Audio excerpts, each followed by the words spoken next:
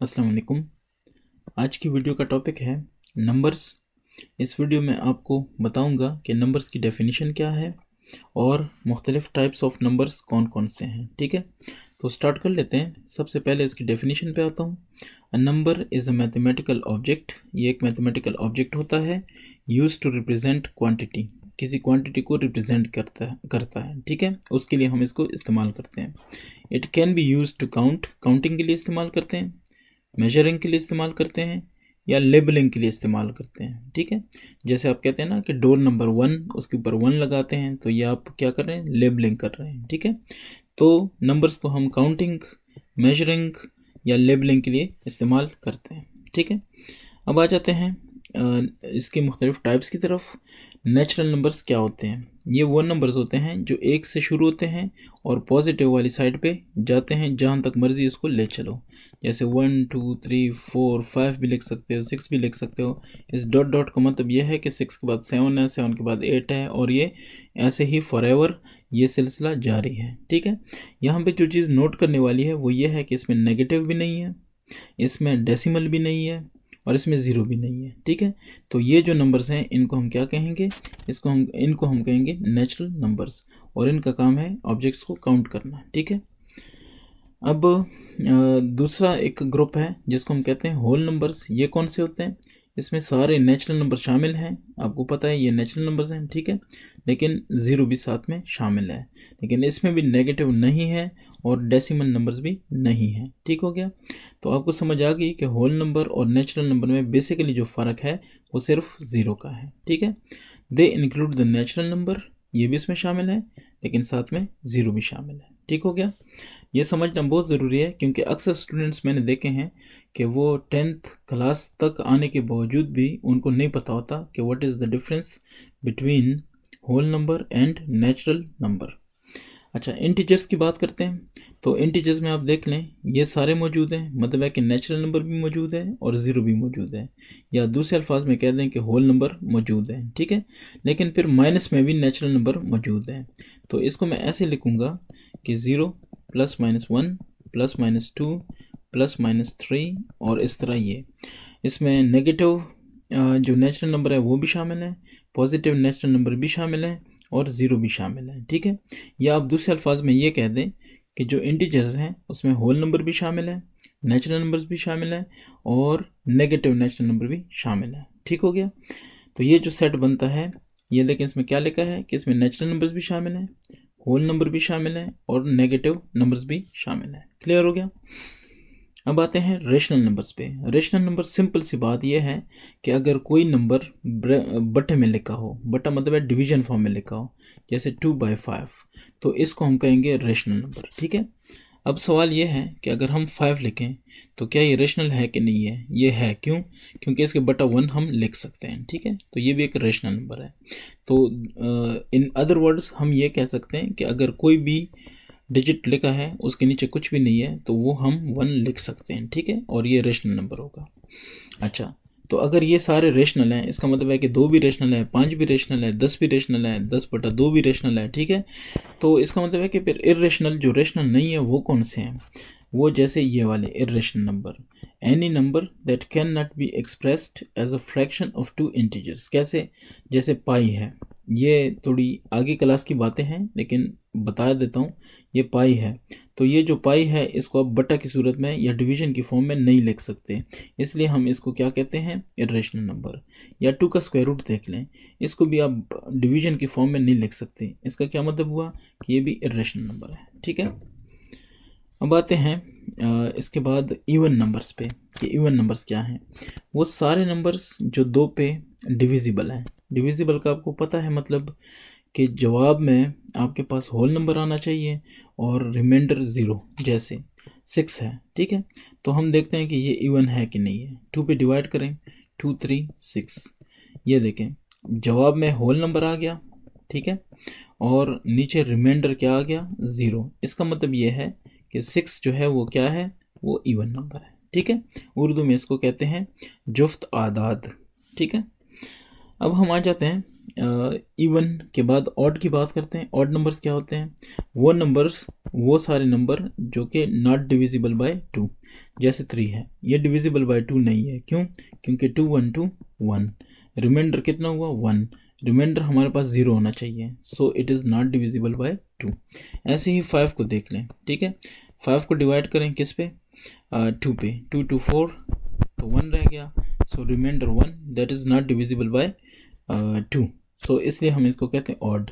Odd को चले मैं ये भी लिख देता हूँ कि इवन और ऑड कौन कौन से हैं। तो इवन में 0 2 4 6 8 10, और इस तरफ -2 -4 -6 वगैरह सारे आते हैं। ठीक हो गया।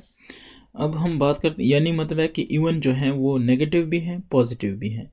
0 एक ऐसा इवन नंबर है जो ना ही पॉजिटिव है ना ही नेगेटिव है। ठीक है। अब ऑड की बात करते हैं, तो ये बात हो गई है। अब इसको ज़रा लिखता हूँ कि ये क्या है। ठीक है।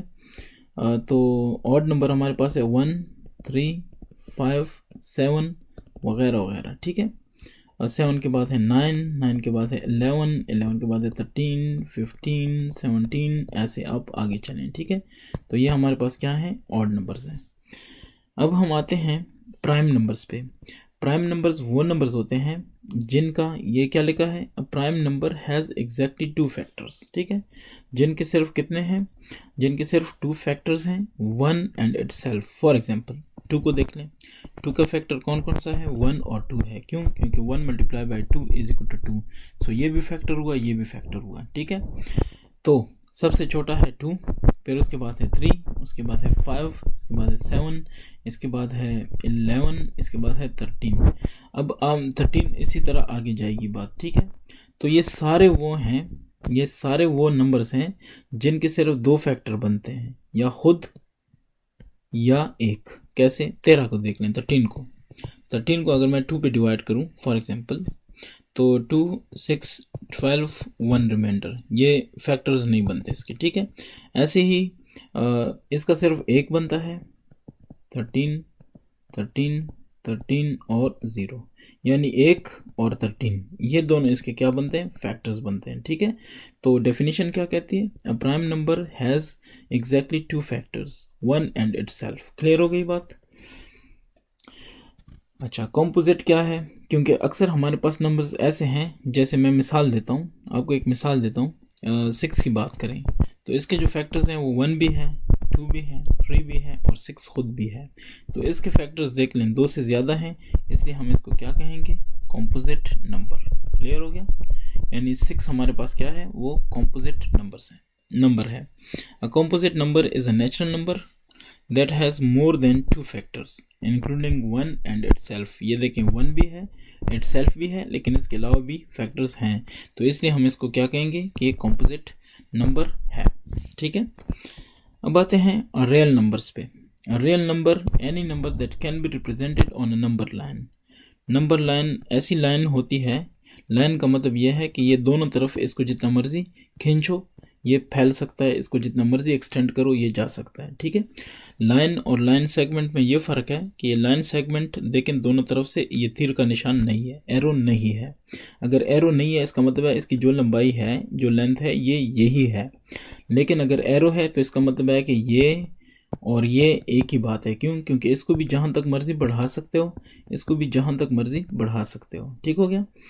तो अब मैं ये कहूँगा कि ऐसी लाइन हो, दरमियान में 0 हो, 1 2 3 और इस तरफ -1 -2 -3, इस तरह की जो लाइन होती है इसको हम कहते हैं number line. Any number that can be represented on number line. अब इस पे जो नंबर रिप्रेजेंट हो सकता है वो रियल नंबर कहलाएगा। ठीक है।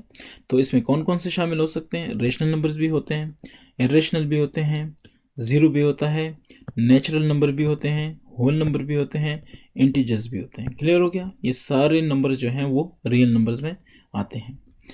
अब बात करते हैं कम्प्लेक्स नंबर की। कम्प्लेक्स नंबर क्या है?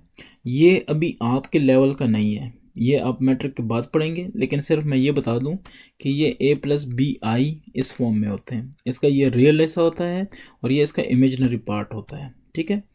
तो इस आई को हम आयोटा कहते हैं, इसको ऐसे लिखते हैं 2 + 3 आयोटा। ये एक एग्जांपल मैंने दे दी, ठीक है।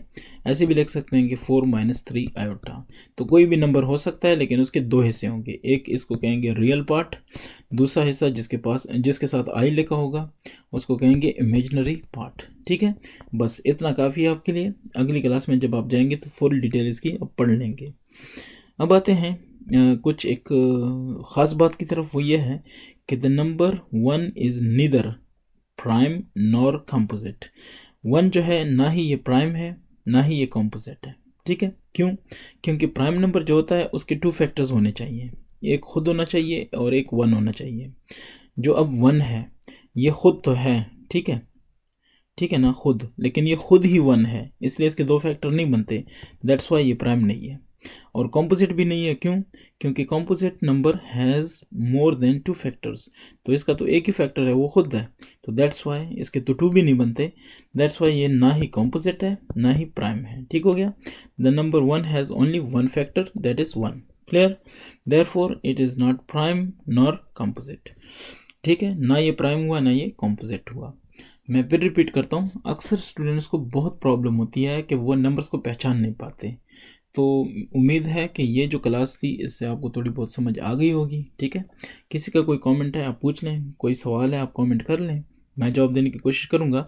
लेकिन इन चीज़ों को समझ लें, क्योंकि अब मैं जो टॉपिक्स डेली कर रहा हूँ, मेरी कोशिश है कि आपकी थोड़ी मैथ की बेस बने, क्योंकि आगे फिर मैथ मुश्किल हो रही है, तो अभी से तैयारी ज़रूरी है, ठीक है। नेक्स्ट मैं कोशिश करूँगा फैक्टराइजेशन की तरफ आने की, ठीक है। Thank you.